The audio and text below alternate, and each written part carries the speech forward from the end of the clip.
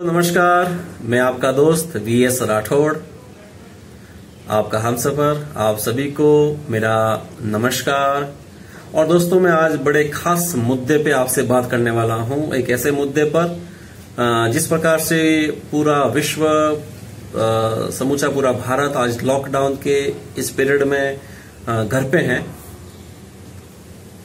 दुनिया के विभिन्न तरह के लोग अलग अलग प्रोफेशन में काम करते हैं। कोई चिकित्सा के क्षेत्र में है, कोई फिल्म इंडस्ट्री में है, कोई राजनीति में है, कोई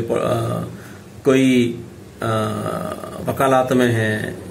तो अलग अलग प्रोफेशन में लोग हैं। लेकिन आज घर पे बैठे बैठे बहुत सारे लोग बोर हो चुके हैं। लेकिन मेरी उनसे एक सलाह है।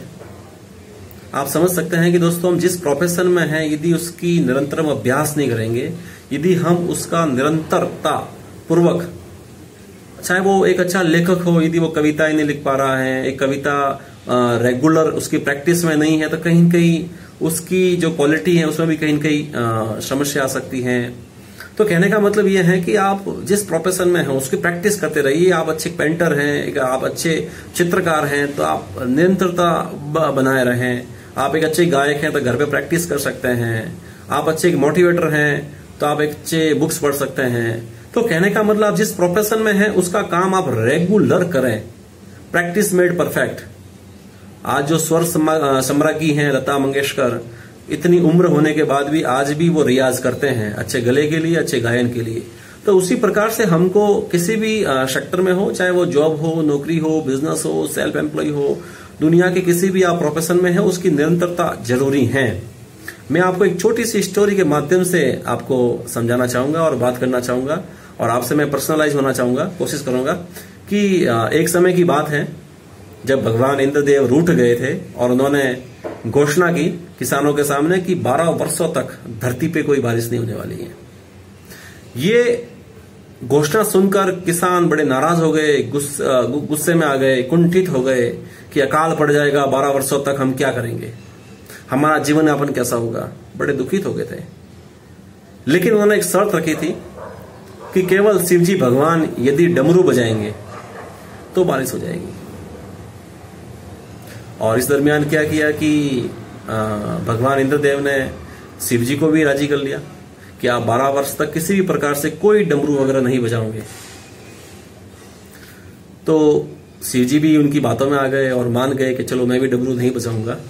तो किसान बड़े व्यथित होने लगे। जो खेती कर रहा था वो किसी अलग प्रोफेशन में चला गया, अलग अलग काम करने लगे। कहीं न कहीं दिक्कतों का सामना करना पड़ रहा था, गरीबी का सामना करना पड़ रहा था, बहुत सारे चैलेंजेस आ रहे थे, बहुत सारी समस्या आ रही थी, बहुत सारी परेशानी आ रही थी कि परिवार का पालन पोषण कैसे होगा, परिवार की उदरपूर्ति कैसे होगी। तो चैलेंजेस थे। जो सैकड़ों किसान थे जो निराश हो गए थे, उसमें से एक किसान ऐसा था जो बड़ा पॉजिटिव था, सकारात्मक था, डिटर्मिनेशन वाला था, डेडिकेशन वाला था।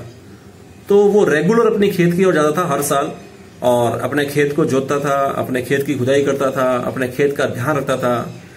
तो ये सब देखकर बहुत सारे किसान ने उसका मजाक उड़ाना चालू कर दिया कि भाई तू ये क्या कर रहा है, जब इंद्र भगवान ने घोषणा कर दी है कि 12 वर्षों तक धरती पर किसी भी प्रकार की कोई बारिश नहीं होने वाली है, तो तू फालतू में क्यों ऐसी बुआई कर रहा है, क्यों फालतू में काम कर रहा है। उसकी हंसी उड़ाने लगे।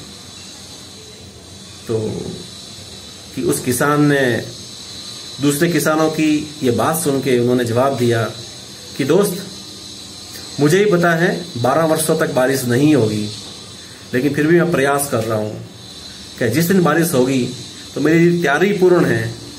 यदि मेरी तैयारी पूर्ण है तो तुरंत मेरी फसल उग जाएगी, और यदि फसल उग जाएगी तो मुझे वो मेहनत करने की जरूरत नहीं है जो खेती के 1-2 महीने पहले मुझे करनी पड़ती है, पिलाई करनी पड़ती है, मुझे बीज डालना पड़ता है, मुझे पूरे खेत की खुदाई करनी पड़ती है।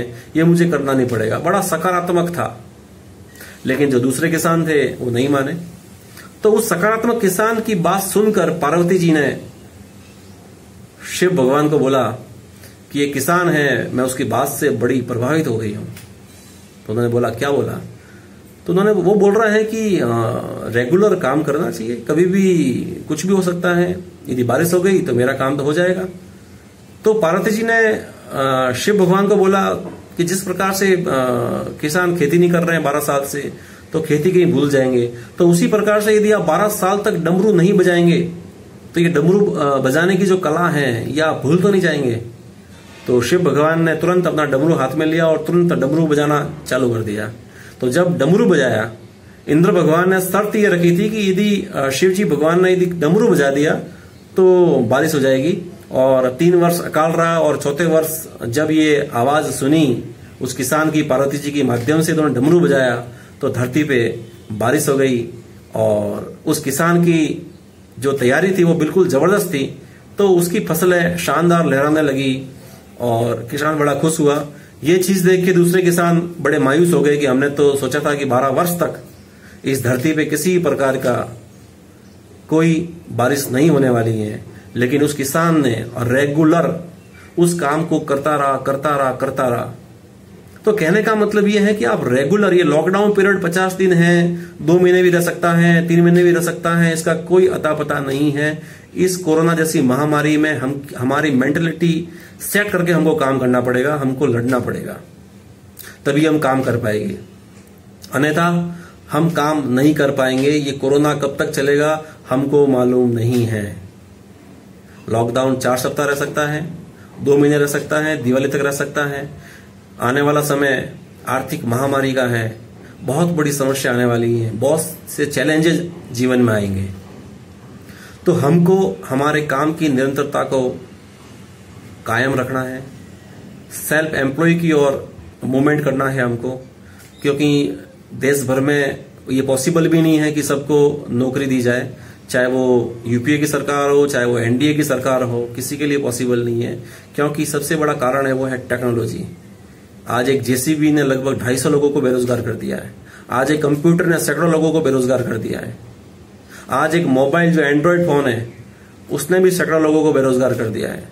एक ही मोबाइल में कैलकुलेटर आता है, आप देखिए, कैमरा भी आ जाता है, टॉर्च भी आ जाती है, बहुत सारे फीचर्स आते हैं। तो कहने का मतलब यह है कि आने वाले समय में वो व्यक्ति सर्वाइव कर पाएगा जो डेडिकेटेड होगा, कनेक्टिव होगा, कम्युनिकेट होगा, जिसकी स्किल अच्छी होगी, वो लोग ही आगे सर्वाइव कर पाएंगे।